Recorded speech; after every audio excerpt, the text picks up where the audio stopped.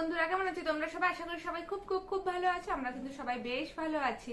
তো আজকে আমি রান্নাঘরে চলে এসেছি রান্না করতে। তো আজকে আমি কাঁচা ইলিশ রান্না করছি আলু বেগুন কালো জিরে দিয়ে। তো কিভাবে সিম্পল প্রসেসে এই রান্নাটা আমি করছি সেই রেসিপিটি তোমাদের সাথে শেয়ার করছি। তো চলো কথা না বাড়িয়ে দেখতে থাকো আমি কিভাবে তাড়াতাড়ি করে রান্না করছি।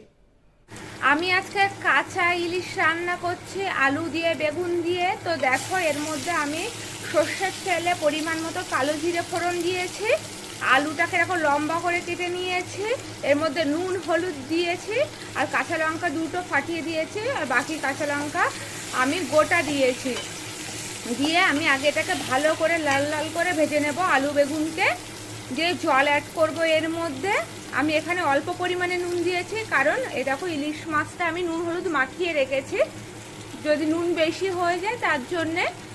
তো এটা আমি ভাজা করে জল দিয়ে আগে আলু বেগুনটা যখন সেদ্ধ হয়ে যাবে তারপরে কিন্তু আমি এর মধ্যে ইলিশ মাছ অ্যাড করে অল্প একটু টাইম ফুটিয়ে নেব। আমি এর মধ্যে আর অন্য কোনো মশলা দেব না, সর্ষে বাটাও দেব না। তো তোমরা দেখতে থাকো কিভাবে মাছটা আমি রান্না করি। আলু বেগুনটা দেখো ভাজা হয়ে গেছে। এবার আমি এর মধ্যে পরিমাণ মতো জল অ্যাড করছি। আমি এই পরিমাণ জল দিচ্ছি, আর জল দিচ্ছি না। এবার এটা চাপা দিয়ে দেবো, যতক্ষণ আলু বেগুনটা সেদ্ধ হবে ততক্ষণ পর্যন্ত এটা চাপা দিয়ে দিচ্ছি আমি।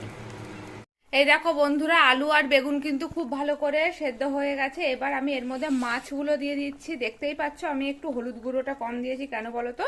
মাছেও তো নুন হলুদ মাখানো রয়েছে, এই হলুদটাও তো তরকারির সাথে মিশে যাবে। তো যার জন্য এই হলুদটা কিন্তু এই মাছের গায়ে থাকবে না, এটা তরকারির সাথে খুব ভালোভাবে মিশে যাবে।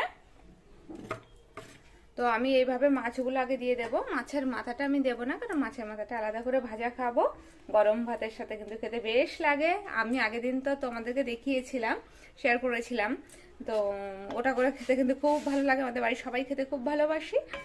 তো যার জন্যে আমি শুধু মাছগুলো দেবো। এই মাছগুলো এরকম করে নাড়াচাড়া করে আমি এবার একটু জোরটা বাড়িয়ে দিচ্ছি।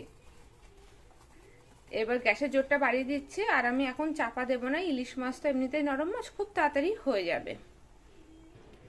এই দেখো বন্ধুরা, আমার কিন্তু ইলিশ মাছের ঝোলটা হয়ে গেছে কমপ্লিট। আর এটা দেখতে এরকম হয়েছে, এটা দেখতে যেমন হালকা হয়েছে খেতেও কিন্তু বেশ টেস্টি হয়। আলু বেগুন তো সেদ্ধ হয়ে গেছে, আর এই দেখো মাছগুলো দেখতে কিন্তু এরকম রয়েছে, এই যে মাছগুলো দেখতে।